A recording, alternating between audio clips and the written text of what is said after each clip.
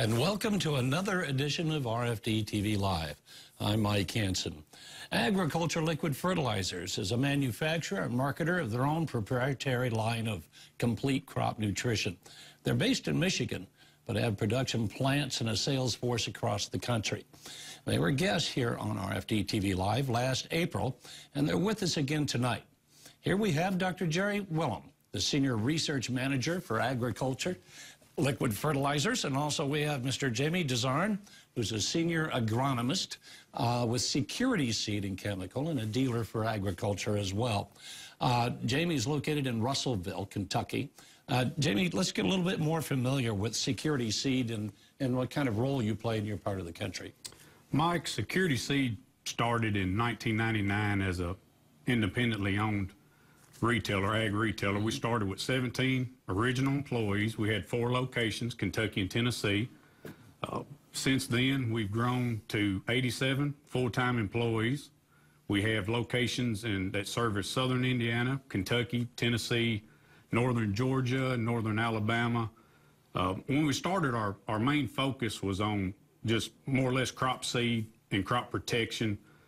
In 2005, we started our relationship with Agriculture Liquid Fertilizers, which has grown greatly, and we're proud to be partnered with them to this day. But since then, I'm proud to announce that we are now 100% employee-owned. So we take pride in that as employees of Security Seed and Chemical, who are owners of what we started years ago. Now our focus has shifted even more to ag finance, crop insurance, custom application, seed treatment, just to name a few, Mike, of what we've become involved in. Kind of a real business now, isn't it? It has. We started, and as our president and founder, one of our founders, our company, Barry Mayo, would say, we started out, which we still have a lot of fun, and we had a lot of fun starting this, but it has grown into a business that we're very proud of. Now, the main crops for your territory that you were talking about, this is an old Midwestern boy sitting over here, and I can identify corn and beans all day long. Is that what we're talking about in your part of the country? We're basically corn, beans, double crop. We do wheat, and we double crop soybeans, and we're a large tobacco producing area. So that's going to be fun a little while later to talk about, you know, everybody's going to say the word drought, I guess, at least twice during this program. Yeah, I would think so. It's kind of an interesting thing, Jerry. You've got some pictures to show us what kind of year it's been, and it's been one interesting one for you, I think. Well, that's one thing they're not going to learn on this show, because it's no secret that there was a drought this year. I mean, there's no surprise there at all. It's sorry to laugh about it and everything, but it was one of the roughest years. There wasn't hardly a state in the whole country that wasn't touched by the drought, and you know, it's still going on. In fact, I'm saying it's the worst this year since the 50s. And so I travel around a lot on my job, and so I do have some things to share here. But first, I want to show the U.S. Drought Monitor. It's available over the internet. If you don't know it, just in your search, just put in U.S. Drought Monitor, and you can find a weekly update on where the drought is, and they rate it, you know, from no drought to extreme drought. The darker the color, the worse it is. So look back in June. I mean, there were a lot of areas that were being dry, but we hadn't really seen anything be extreme yet.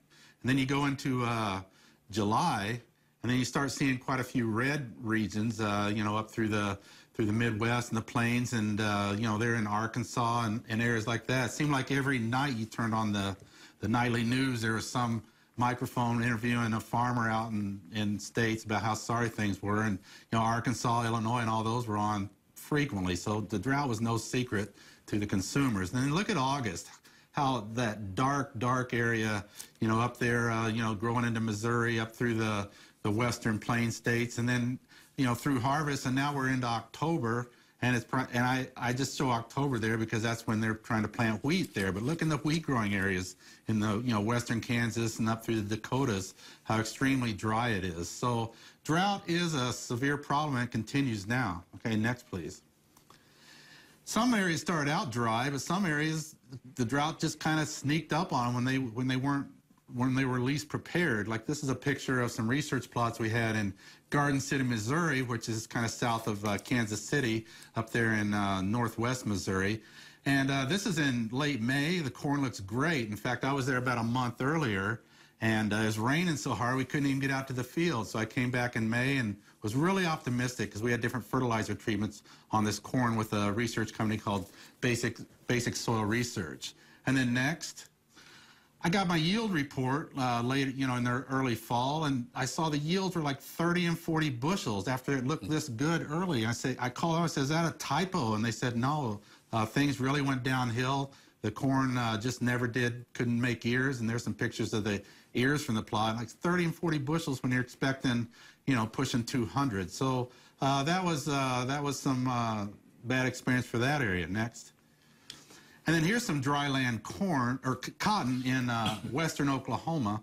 And usually when you're this late in the season here, August, cotton's pretty thick. I mean, cotton's like a little tree. It can be really stout and have a thick stem and everything, but you can see how spindly those stems are. And look on the ground, there's a lot of dried up leaves, but also a lot of dried up flowers. And that's what happens to a lot of crops is when they run into stress, like drought stress, they know that they're not going to be able to push that through to yield, and so they drop them. And because of the lack of rain, all these months, we had just quite a collection of flowers and leaves there from that poor dryland cotton, and I'll be looking at that here pretty soon. And then in central Oklahoma there, look at that double-cropped soybeans, that big crack that opened up there. Next. And we're also doing some plots with Darren Hefty there on his show. He talks about the blank slate, and this was in that field where we have some different fertilizer treatments in there, and that just been harvested a few weeks prior when I took that picture. But it varied in that field. They had good ground where they had good ears, good yields, but then on the slopes and in some of the sandier, drier ground, they got no yield. We noticed something pretty unusual there. We saw these plants that were green, looked like little miniature corn plants, and looked like it tried to tassel next there. If you can't see it, just focus there. That's it's not a volunteer corn. It's a seed that didn't germinate with all the rest, but it's because it was so dry, and then it germinated later. And we saw that scattered around on some of the poorer ground. So next, please. So that's just kind of a smattering of some of the conditions that were being faced across the country. Bringing the fertilizer into the picture now, you prepare for the best. You're prepared for those 200 plus acre, per acre, 200 bushel plus per acre yields in corn, and you're doing the same thing in all of these crops. And then the drought comes along, and what do we use? Is there any left? What's the fertilizer situation after a crop has gone through the drought like that? Well, I guess I'll begin my answer with the same answer that a lot of the experts say when they write something about it. And there's a lot out there. You go on the internet or in your publications, there's all kinds of talk about this. It seems like everyone starts with, it depends. And it does depend. It depends on where you are. Were you able to harvest anything? Did you not harvest anything? It's hard enough to make these fertilizer recommendations when you have a good year. I mean, really, it's a lot of times more of an art than a science. But then when you throw in this complicating factor of drought, who knows what's happened to the nutrients. We do know that a lot of nutrients get applied. They never make it to the crop anyway. They're tied up and fixed and lost that way. But yeah, when you apply fertilizer and yet it doesn't get absorbed by the plant, you'd think it's still there, but it may be, but it may not be. Soil dynamics are really complicated. But one thing that all the experts are saying is soil test. And I have a slide here just so we can talk about soil testing a little bit. Soil testing is, and always has been, the best guide of how much nutrition your crop has and that sort of thing, and kind of use that as a guide to plan ahead. And you certainly want to do that this year. One thing to consider, though, that since maybe it didn't get harvested, you didn't get the grain or you got reduced grain, a lot of those nutrients can be trapped in the stalks. And they're saying maybe it's a good thing this year to hopefully you get some fall rains that kind of leach those nutrients, particularly potassium, back out of the stalks, give them a chance to break down, recycle some of that trapped nutrition in the stalks back into the ground. Now, that's for the P and K. Nitrogen seems to be the big concern because we apply nitrogen for a big crop and we don't get a big crop. That nitrogen is still there. And one big concern is that a lot of your nitrogen late in the year is going to be converted to nitrate nitrogen, and that is the leachable kind. Of course, if you're having a drought, you're not going to have much opportunity for leaching, but through the winter, we don't necessarily want to have that nitrogen leaching. And so they're advising maybe planting cover crops. Might be kind of late for that now, but you know, I showed a couple examples of some cover crops there on our farm that we planted after wheat, not for the capture of any leftover nitrogen, but just to have some ground cover. You know, radishes, these oilseed radishes, those are a good scavenger for nitrogen. Or rye, you know, ryegrass, that being a grass, is also a good scavenger for nitrogen. So we're trying to get it absorbed back up into a plant and held there so that it's less likely to leach or be driven off in one way or another. So those are a couple of things to consider. Jamie, let's talk for just a minute now. What's Security Seed view about this? What's your viewpoint on this soil testing? Is it more critical than ever or is it always critical? How do I ask that? Is it even more so what you should have been doing all along? Our philosophy, Mike, is soil testing is one of the most important services that we provide our fertilizer customers. You know, we'll use this for our basis to manage the fertility program for the crop in the upcoming season. There we go. Based off this, you know, the soil test that we're getting. Not all soils are alike, and, you know, they do not need the same recommendations of fertilizer. Being able to monitor the nutrients allows us to adjust our recommendations accordingly. We try to test at least every 2 years minimum. This case, a year like this where we've had the adverse conditions, the drought, we recommend testing, you know, yearly. And if you've got a test from last fall, we'd recommend to pull a test.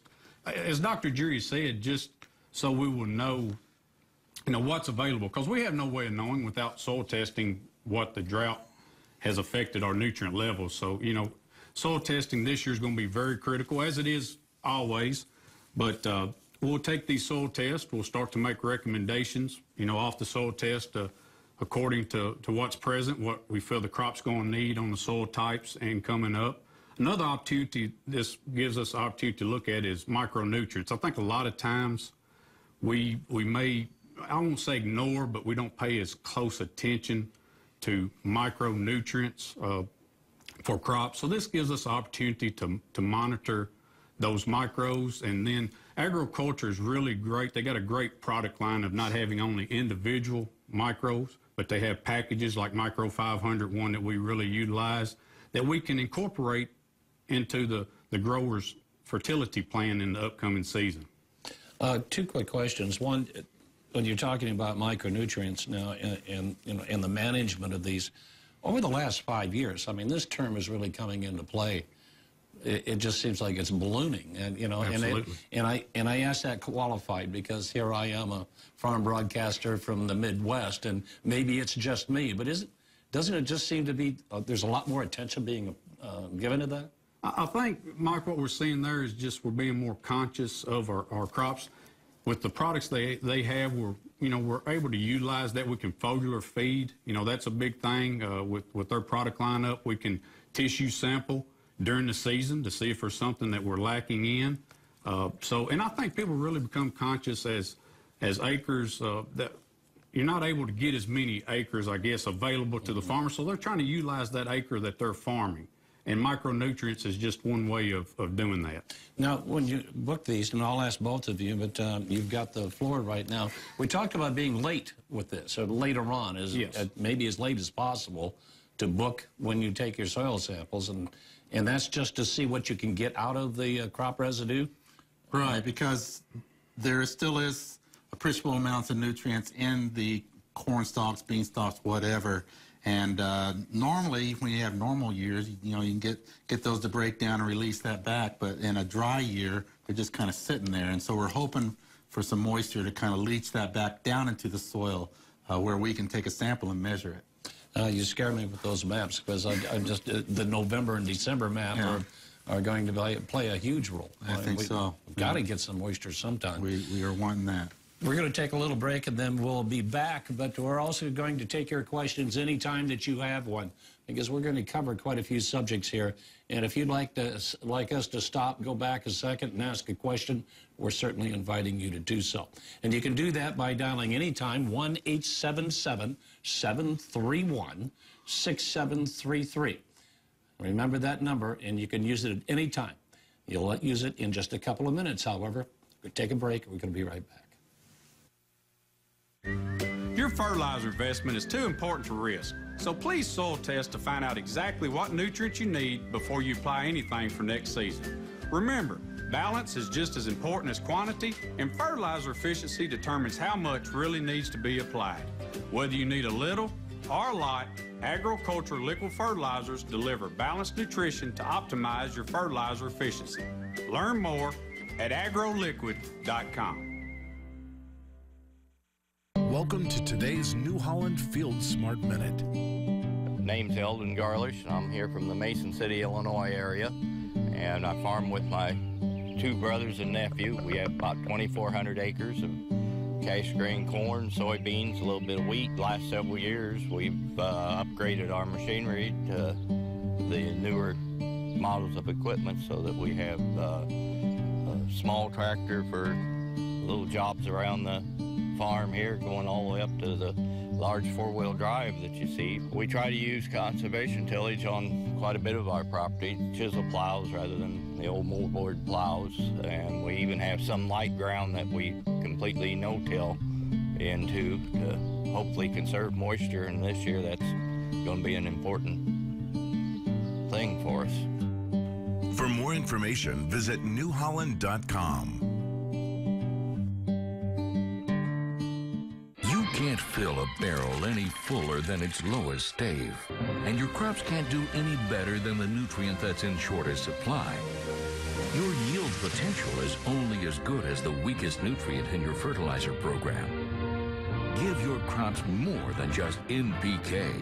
Prescription apply all the micronutrients your crop needs, each one customized for your crop's potential. MicroLink, linking yield to potential. Welcome back to RFD TV Live tonight with our guests from agriculture, liquid fertilizers. I stop at agriculture. You're going to have to beat me over the head on that. This is Jerry Wilhm with agriculture liquid fertilizers, and I've given that my brain. Well, Jamie Dezarn is a lot easier. It's security seed, but then you got a longer name too. So, you know. Well, guys, thank you very much for coming tonight. And you're tackling a subject that. It's got so many variables in it. It does. And the variables, I would guess some of them are coming from the universities if they have their opinions. And that's one thing I wanted to ask you. What are the universities saying about nutrients and drought? Well, like I say, there's a world of a wealth of information out there about that. In fact, I forgot to show these earlier. These are actually from some of my test plots in South Dakota. About 30 miles south of that picture I showed you there, but we had some replicated test plots, and this was the corn that's produced. So I'd say the drought hit them pretty hard. We elected not to harvest that because we're not going to learn anything there, but I mean, you know, that's not what we were looking for. But getting back to the universities there, yeah, there's a wealth of information, but one thing that I've noticed is that there's not a lot of answers, not a lot of cut and dry. It's all kind of left gray and that sort of thing, because, you know, really, who knows? But I did find one sampling from the University of Missouri, if I have that first slide back up there, please. For people that want numbers, you know, want to cut and dry a number, they actually did kind of work out a scenario of some numbers. So what they wanted to do is first they tell you how much nitrogen, phosphate, and potash is actually removed per bushel of corn or soybeans. I'm going to talk about corn. So for every bushel that's removed from the field, that's how much nitrogen, phosphate, and potash goes with it. Okay, next. So say you're fertilizing for 150 bushels, you put out enough fertilizer for 150 bushels of corn, then when you harvest that 150 bushels, you just do the math and you get 111, 48, and 38 pounds being removed.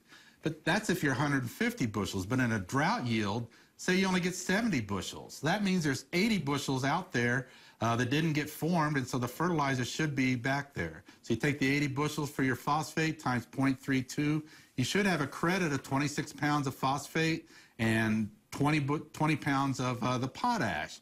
And so they say you can reduce your recommendations by that much for the 2013 crop. So that's the only article that I've found that that actually shows a number. I mean, it has a lot of stretches and that sort of thing, a lot of assumptions, but at least you have some numbers to work with there. Sometimes you feel better having numbers, but we're talking hard cash numbers because you don't want to under-apply now and all of a sudden the rains come and you didn't prepare for 200 bushels. But that's why we say soil testing is the key to this, and make sure that you do that. Okay. You guys do a lot of agriculture. I'm going to get it right yet. Agriculture liquid fertilizers. I don't know. I put that on my own brain, and it's killing me. But you guys do your own research.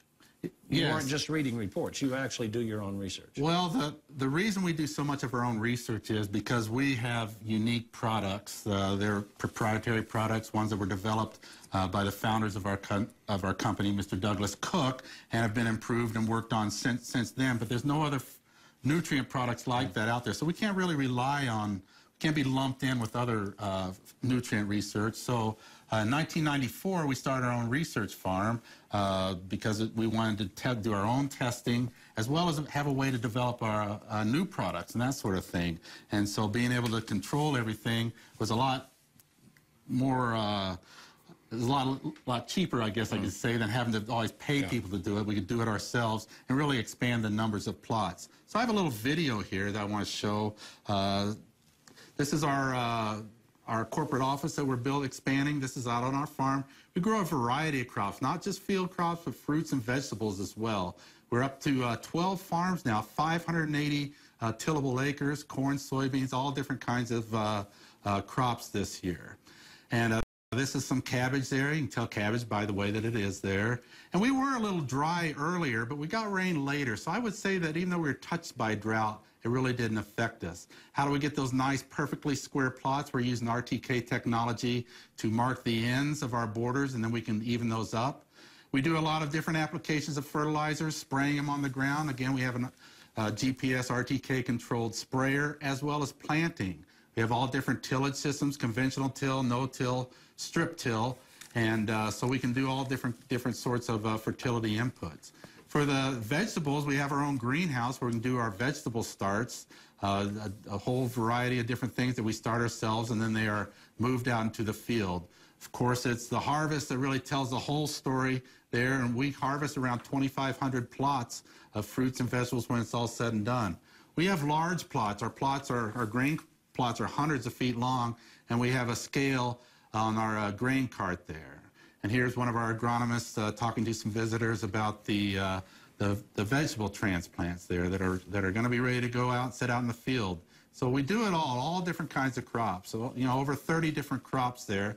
And we did, you know, a lot of good data. We also get a lot of good food to eat as well. That's one nice thing about fruits and vegetables. They're edible compared to the, you know, corn, soybeans. But I also found that foliar applications are really key in all crops. You know, soybeans, vegetable crops. Here we are putting on some fertilizer with a fungicide application in our replicated test plots here with our sprayer there. But again, it all comes down to yield, finding out this time of year what happened. We just finishing up our corn harvest now. And so then we're putting research results on our website as well, so you can kind of follow along as we get results. Again, with our large plots, we are able to take the yields from our grain carts, and we also take samples for test weight and moisture there that we do ourselves. Right now we're finishing up potato harvest. We have a potato digger there, and then this is a potato sorter. Sorting, we grow chipping potatoes as well as baking potatoes, the russet Burbank. Here's our sorter there, so we can grade them by size because that can be affected by fertilizer, and so we were able to do that. And you can see just totes and totes of all kinds of squash, potatoes, carrots, all sorts of things. And what we do with that is last year we made 50,000 pounds of donated vegetables to the Central Michigan Food Bank. And we actually got a nice little recognition award from them. But imagine 50,000 pounds of vegetables donated to the food bank, because a lot of times they'll get canned goods, but to be able to supply, you know, vegetables, which people need, you know, should be more of. So that made us feel good. Right off the farm, that had to work out really well for you. I'm going to break protocol here for just a little bit because we have a caller on the line. All right. Okay. Jimmy, Mississippi, are you? Oh, you're with us. Jimmy, do you have a question for our group? Yes. my question is, and I'm in the Mississippi Dells, and we use chicken litter.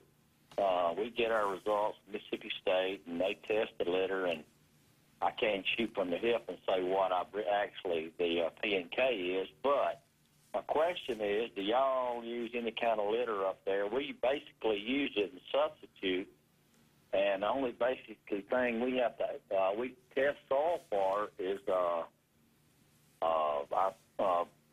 lime. I mean, we just more or less just use chicken litter. I'd like to hear your thoughts on that. Jamie? Dr. Jerry, would you like to address Well, that? I haven't done work with chicken litter. I mean, we work with a lot of different manures and that sort of thing, and often we'll find that you could still benefit from like a starter type, something to help it pop up and get up and out of the ground and growing to take advantage of the litter. That is a good source, of P and K. I think you do have to be a little careful sometimes of ammonia fumes and that sort of thing. Depends on how soon after incorporation do you plant it. But I think one of the main, and we'll go back to soil testing, I think using litter, which we have, people in our area that use litter programs, a big key is soil testing. Mm-hmm. Continue to monitor your fields, your levels, and just to make sure, you're not getting anything, out of sorts in that. So I think the main thing is just soil test, to see what your needs are and how your levels are progressing with this program. I wouldn't say, maybe I was going to use the word danger. Isn't there a danger when you're using this kind of program that the variables can be worse? And that's why I mentioned the soil. Stay on top of it, monitor your levels and be aware, of what's going on in your soil, because your soil is like a big chemistry set, that you have to continuously monitor. Okay. But it is a good source of nutrients, and absolutely, it's a good way to get rid of the stuff, really. Yeah. Well, there's a benefit there.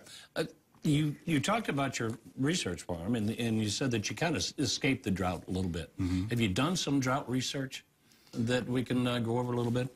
Well, it's hard to do research specifically targeting drought because who knows when you're going to get a drought. I know that. But we have been doing research on that farm since 1994, and so we have had some drought years, and we did do an experiment a number of years ago where we were looking at different fertilizer programs, and some of the years that we tested did have drought. And I just want to address that, talk that a little bit because it's appropriate. Now, look at the years 96 to 98, but that's just the years that this sequence happened. And so we had a replicated test plot. We sampled the field, and there was a suggested fertilizer recommendation for 150 bushel yield goal, 170 pounds of N, 30 pounds of phos, 60 pounds of K2O, and 2 pounds of zinc. So we put together 3 programs. One was a total dry program with potash, DAP, and urea that was broadcast ahead of planting and worked in. The second treatment also used potash, but then it used 1034O through the planter with 2 pounds of a liquid zinc, and then a side dress application for 55 gallons of 28. So those two put on what was recommended, the 170-30-60, or 260 pounds of total NP and K. The third treatment was what we would recommend for the soil test conditions, and that would be 3 gallons of our Pro Germinator, 5 gallons of our liquid potassium Sure-K, and 1 quart of our Micro 500, which has 5 micronutrients in it. And then we put a side dress application of 33 gallons of our Hynergy nitrogen fertilizer. So like I said, the other 2 programs had 260 pounds per acre of nutrients, but that one on number 3, the liquid program, only had 112 pounds, or less than half of the total NP and K. Now, before I get into it, I just want to, obviously, when you're talking about drought, you're talking about rainfall. And we had 3 different yield events for the first 3 years of this experiment, and I want to just show the rain patterns for that. The normal was, I call that normal because we did hit our yield goal. Down there in the green is the average rainfall at our North Central Research Station from 94 through this year. 4 and then 3 is kind of coincidence, 3.4 in each of those 3 months. But anyway, the normal year, we had good rain in May and extra heavy rain in June, but July really dropped off.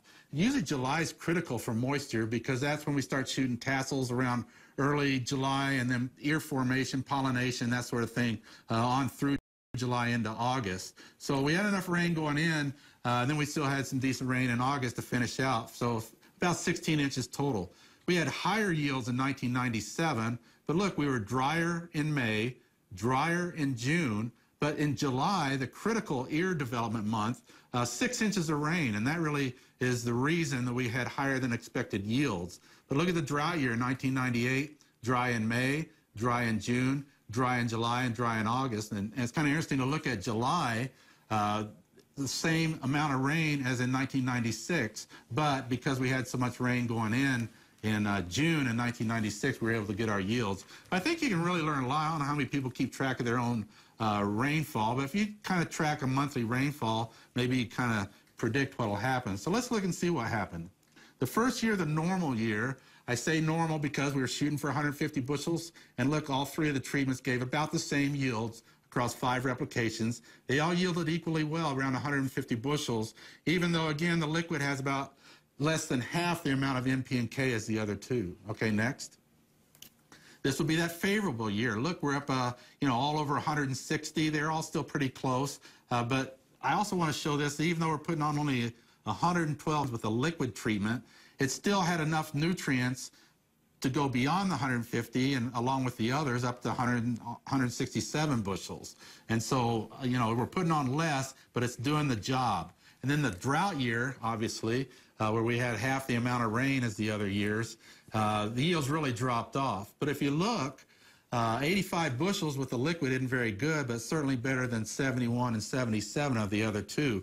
And this is something that we will frequently see in stress years. That's when we start maybe seeing a difference between fertilizer programs because there's enough stress from the lack of moisture, but we're putting a low-stress fertilizer with it, so it's able to put down roots and absorb what moisture there was.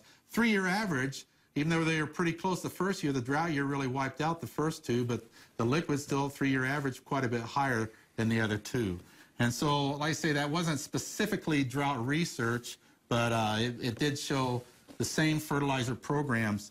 And here's one I like to close with. This is out in the panhandle of Texas I took a number of years ago. The picture on the top left had 3.5 gallons of Pro Germinator applied with the planter, and here I am in August, and it's dry. You can see the leaves rolled up on the milo, but every plant has a seed head on it. And then right next to it, he made some strips with no fertilizer through the planter, and there was not one seed head produced. So that's just the results of 3.5 gallons of Pro Germinator. It put on a root system, made it healthy enough to at least make a seed head. And I always kind of joke, next picture there, that those really are right next to each other because those circled clouds are the same clouds, so they really were right next to each other. So, again, just when in the stress years, this higher quality fertilizer, I think, kind of really shows a difference. But in normal years, it's going to be as good as, but you're putting on less, so it's easier to apply. Well, and if you're looking at a stress year coming up, okay, here's another question I can get laughed at. So they say, okay, it doesn't look right now like we're going to have a great start. Maybe it will be dry again. So look to me like early application, that planter. I mean, at least set the stage as early as possible with your nutrients so you could at least get the best chance of a good start and maybe a not so bad end. The nice thing about the liquid is you can band apply it right with the seed on your corn, or there are some crops maybe we don't want to go those higher rates in furrow, but you're putting it in a band. It doesn't have. It's not even going to be able to pick up all, like if you broadcast your fertilizer, it's not even going to be able to get at all those. So putting it in a band right there close is going to be the best opportunity for that plant to absorb the nutrients, get that healthy root system going, and then when things go south, and hopefully they don't this coming year, but if they do, you're going to have, I think, a better root system to take up what moisture that there is there. And we've seen plenty of examples in that, both on the farm and in our research plots. Okay. We're going to take another little break, and then we're going to come back and continue our discussion. So you stay with us right here on RFD TV. Back in a second.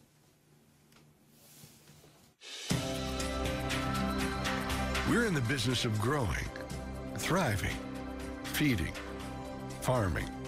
We're in the business to give our growers the best nutrition, the best protection, the best services in the constantly changing, constantly evolving, constantly growing world of commercial agriculture. Products like AgroCulture liquid fertilizer, Stoller's BioForage, and the SecureLink product line. And services like custom applications, AgQuest Financial, and secure crop solutions. We're 100% employee-owned, independent, and always looking towards the next big thing. No one offers more research and resources to our growers. We're Security Seed and Chemical, and we want to grow with you. Security Seed and Chemical, freedom to prosper, the confidence to grow. Do you hate to rake? With DR Power, leaf cleanup becomes a walk in the park. The self-propelled DR Leaf and Lawn Vacuum inhales everything in its path. Leaves, grass clippings, even nuts and pine cones. And with an onboard chipper, the leaf vac devours branches up to 2 inches thick. Tight quarters? No problem. Hilly terrain? The DR powers up 20-degree slopes. And everything you collect is reduced to a fine mulch you can dump or compost. For bigger properties, check out our full line of tow-behind models that let you gather leaves while you mow. 0% APR financing for 36 months is now available on all DR Leaf and Lawn Vacuums. Call 1-800-440-6738 for full details. 0% financing, free shipping, and year-end sale prices are in effect for a limited time. Call 1-800-440-6738. Online at drleafvac.com. Hey, welcome back to RFD TV Live in our hour with Dr. Jerry Wilhm, who's the Senior Research Manager for Agriculture Liquid Fertilizers. And I've got Jamie Dezarn with me as well from Security Seed and Chemical. Guys, it's been great so far, but I think what could make it better is having a little input from our viewers. And I believe we got a caller on the line. Randy from Wisconsin, are you there? Yes, I am. Randy, go ahead. You got a question for us? Yeah, I was wondering, could you go over your program for liquid starter on corn, and what is your opinion on adding zinc or sulfur, or possibly a bale to the mix? Thank you. Well, I'll take, I guess, first stab at that, but I mean, really, it all goes back to soil tests, what we've been talking about several times here. We don't have, just say, a corn program, a bean program, a tomato program. We really try to customize it to what the soil test says, because we know from our own tests, if you have a high phosphorus soil, you don't need a whole lot of phosphorus. If you have high potassium, you're not likely to get a potassium response. However, for corn, like you said, since you're planting in cold soils, we have seen a response, even in heavily manure ground with high phosphorus levels. We're still able to show response to an in-furrow application of a couple gallons of our Pro Germinator.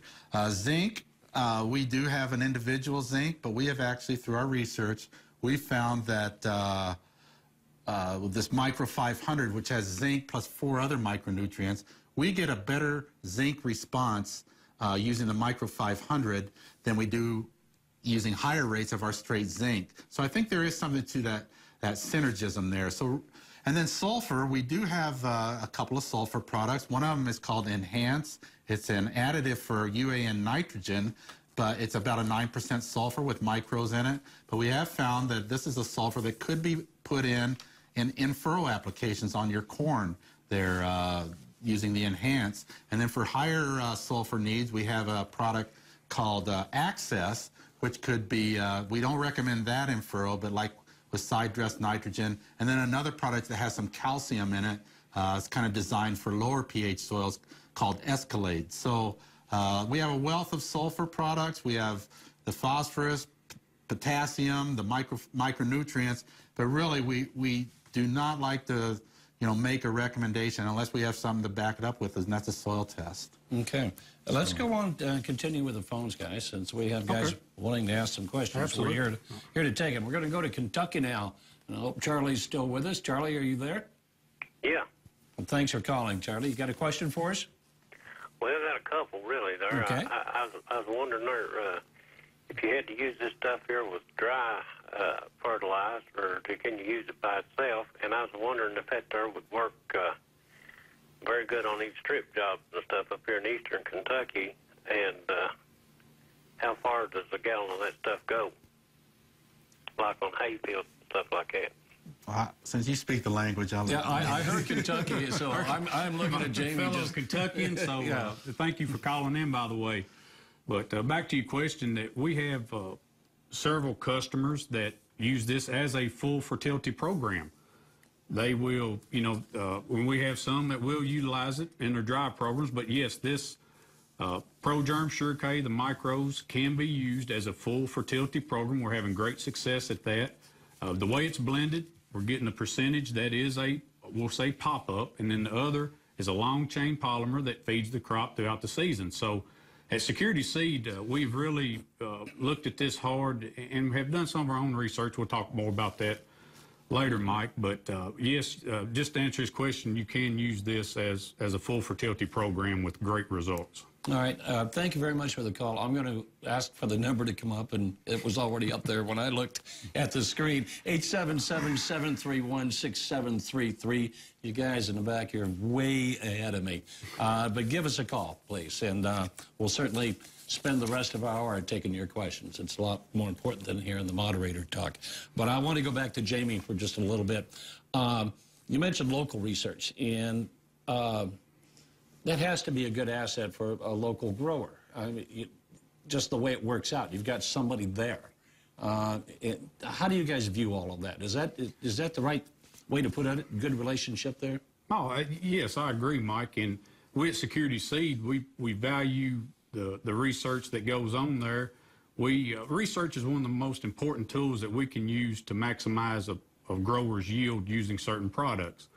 We started a full-time research program headed up by Mr. Patrick Hurt. He maintains 2 full-time research farms. And what we try to do is products, and as you may know, Mike, being a fellow farmer or grower, I guess you could say, all the products that come into the pipeline that people can utilize, you know, let's just say to increase yield or whatever, the different ones. And what we try to do is filter through these products for our growers. We look at for something that's going to give us return on investment. If not, we will not approach a grower with it. But using our research farm allows us to find out the right product for the right input at the right time on the right crop. So we've been doing this over 4 years now. We continue to invest in people, resources. So in the foreseeable future, Security Seed will continue to grow our R&D division, as we'll call it, and continue to try to bring, you know, better return on investment to our customers, not only through variety testing with seeds, but also some of these specialty products that's in the pipeline. Again, I'm going to oversimplify, but it would seem to me that if you became an AgroLiquid fertilizer dealer, that your research probably led you there. Well, and I'll expand on that. A lot of times something Dr. Jerry's doing on his research farm, we'll bring it down to our local level, on our local soils, local conditions, and we'll do some of the stuff that he's doing. And so we have that data to go along with what he's seeing on their research farm. So yes, we do a lot of research with their products also, that Dr. Jerry, some different protocols, and that gives us opportunity with our 2 full-time research farms to utilize this. And I believe you brought some video along that makes your point. Yes, we did. I think a lot of the viewers may recognize this guy in the video from earlier in the spring. He was on the program with Dr. Jerry. Actually, a friend of mine, Mr. Joel Armistead, he actually is the first grower that I had that used AgroLiquid. So recently, on a visit to his farm, I think he had a lot to say in this video that's coming up. All right, let's take a look. All right, what we're looking at here is in between a couple rows of corn down in the river bottom where we've been irrigating. And to me, what is amazing is this field has been in continuous corn since 2008. We've had corn yields in the mid-200s, even approaching 300 bushel in some spots in 2008. But we don't have a big carpet of residue on the ground. Whenever we shell corn, we run a chopping corn head, and that chops up all the corn residue into a lot smaller pieces. And we think that these pieces enable this residue to be broken down quicker. But as you also look around, you can see a whole lot of little holes. And we think that this is mainly Mr. Earthworm as he makes his travel up to the surface and back down, he's taking in this crop residue and going back below the surface. But if you'll notice, these little piles kind of look like a little anthill. They call this earthworm castings. This is where that crop residue has passed through the earthworm, and he's deposited it back on the ground. He's just like a little mini fertilizer factory. And we can't see any more crop residue on the ground than what we're looking at right here. It almost looked like we worked the ground or hauled some residue off. I think part of what we're seeing here is the soil life has really been improved by the reduction of salts. And that's one of the reasons I really like the agricultural liquid fertilizers, is it's such a low salt product. And if you're spreading certain dry fertilizer combinations, you're getting some heavy loads of chloride salts whenever you spread that on the ground, and it's just not necessary to have that much salt out on the ground to raise a corn crop. And I think the reduction of those salts has given us an environment where the soil microlife has really been able to flourish, and we see the results of it by looking here on the ground and seeing that the crop residue from each year has been taken in by these soil microbes and turned into more fertility for us, increases in organic matter and better soil tilt. And as the test results have shown, we're not depleting our soil of any nutrients. Organic matter has risen slightly, and when it gets down to it, and when you look at the results from one year to the next, you'd have to call it a wash. So we're very pleased with the response we've gotten from using agricultural liquid fertilizers on the corn. Can't think of a better place to put fertilizer but right under the seed, not having to worry about any seed germination problems because of the low salt product. Gives a lot of opportunities to mix other micronutrients in, either with the row fertilizer, or in our situation where we're putting a band of liquid nitrogen, we can mix soil nutrients, extra nutrients in with our liquid nitrogen as we make our planting trip out across the field. Security Seed takes time on their own to do plots down in our area of the country, and I think that's important for guys, especially the first time. They want to look at yield results and comparisons that's done in the neighborhood, so to speak. And Security Seed has taken on that with 3 research areas, and posting those results each year is just as more proof that a product that I feel is working good for me will work for them too whenever they decide to use it. I love that presentation. It's just clear and direct. And a fellow that appreciates everything about the ground. Absolutely, straight to the point. Yeah, very straight to the point. That's interesting. I'm going to go back to the phones. We always give our callers the priority around here. And by the way, the number is 877-731-6733. See, I beat the guys on the board this time. I just wanted to surprise them with that. So give us a call. We still have a little time to take your questions. And we're just going to talk to Larry right now. Larry's from Wyoming. And Larry, I understand that you have a question directly for Dr. Jerry. Larry, are you with us? Yes, I am. Dr. Jerry, my question was in your newsletter.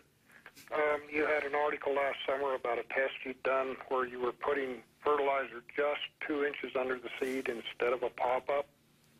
And my question was, could you expound on that? And also, would you recommend laying another layer of fertilizer under that? Okay, well, we've done placement studies over the years, again with corn.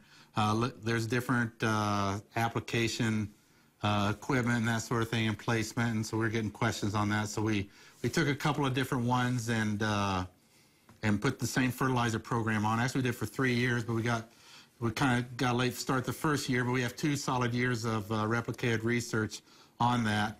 And one of them was with a seed firmer, where it went over the top of the seed firmer in the Y splitter. So it's kind of putting the fertilizer on either side of the seed furrow, but actually up a little bit above. Then we had the tube, or the totally tubular system, that actually it's putting it in the bottom of the trench. They say it actually puts it maybe a 1/4 inch below the seed in the furrow, but basically it's pretty much mixing in the bottom the seed furrow there. And then the other placement was 2x2, which when people are putting liquid programs on, the advantage of 2x2, you can put nitrogen with it. But we found in our research, just for yield and looking at P and K placement, micro placement, that tube in the bottom of the furrow actually over the 2 years had a little bit better yield than the seed firmer. I think that is placement because it was putting it at the bottom where the root first germinates out of the germinating seed, and it can start taking up that fertilizer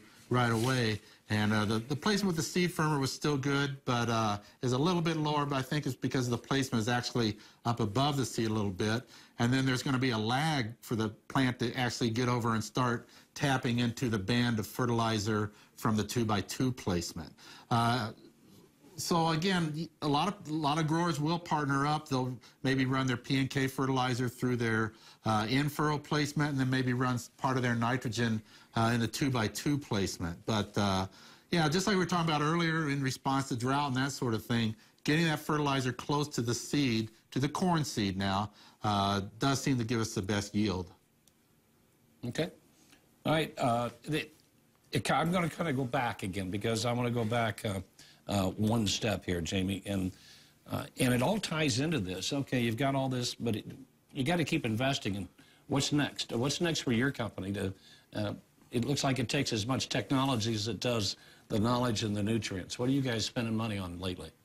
As I stated earlier in the show, we started out with our main focus on crop protection and crop seed, and now I expanded on some of the things we're in. So our newest area that we're into, we've asked some of our growers in the past, what is something that is important to y'all that we, as a company, that we can provide our clients? What is the next step y'all would like us to look at? And the majority response was precision ag. So at this time, we're proud to introduce our precision ag division that has just been started up. It's called Secure Crop Solutions 360. And what we're doing here is just expanding Security Seed and Chemical one more step, Mike, and growing and bringing, customers something that they're looking for. And I can sit there and talk about it, but I just confuse myself and our viewers. So I think we may have a video that, and our director, Todd Nichols, I think can do a wonderful job explaining this and just put me out of the picture. Let's go right to the video.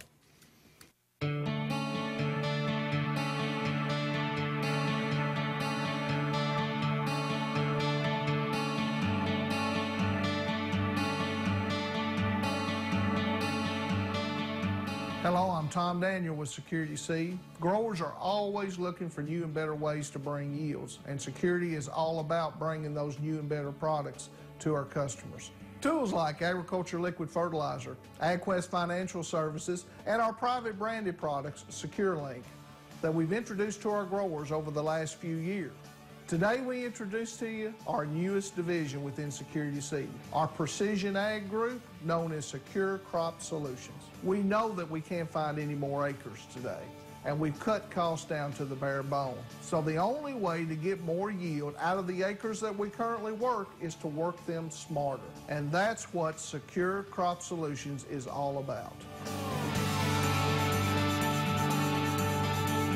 Hi, I'm Todd Nichols. I'm the newest team member here at Security Seed. We're proud to introduce our new program, Secure Crop Solutions 360. In our lifetime, technology is moving at a phenomenal pace. It's impossible for any grower to keep up on these things. Growers just don't have the time to become proficient in these new technologies. Precision ag's a very general term. It can mean many things to many different people. It's not about the technology, it's about what the technology lets us do. We don't let the technology farm for us. It's the tool to maximize profit on each acre. It's a lot more profitable to increase yields on ground you already own or renting than go out to rent more ground. Extra bushels on existing acres is worth quite a bit more than bushels on expanding acres if you can find it. What we're trying to do, we're not trying to just increase bushels. What we're trying to do is find out what the economic point of return is on an acre and match that to its potential, rather than just push yields higher and higher all the time. We're trying to get it where the grower can actually make a profit on acres. We want to maximize profits, not just yields. And that's what Secure Crop Solutions 360 is all about. Security Seed and Chemical. Freedom to prosper, the confidence to grow.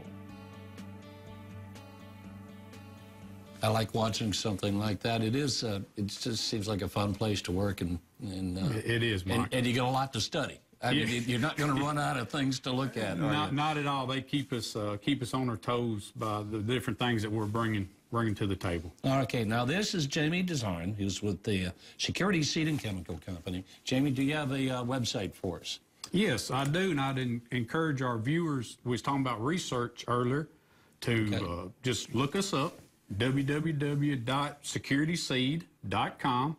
We have a research tab. It's got our latest research up there, so you get on that, kind of see what we're about as a company, explore that. It's got contact numbers, names, different locations, you know, for in an area that can service you or whatever, give us a call.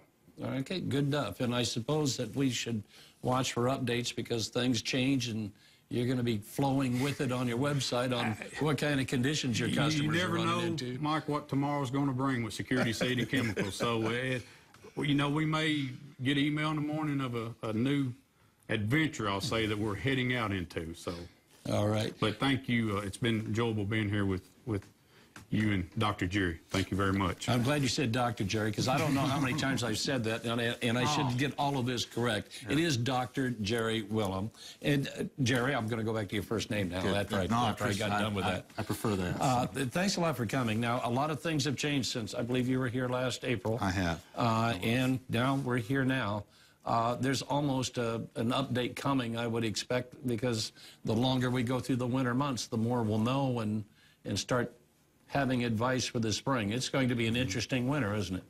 Yeah, it sure is. I mean, yeah, it was kind of cool that I was here in April, and just like all growers, you know, everybody's optimistic and thinking good things going to happen this year, and then lo and behold, look what happened.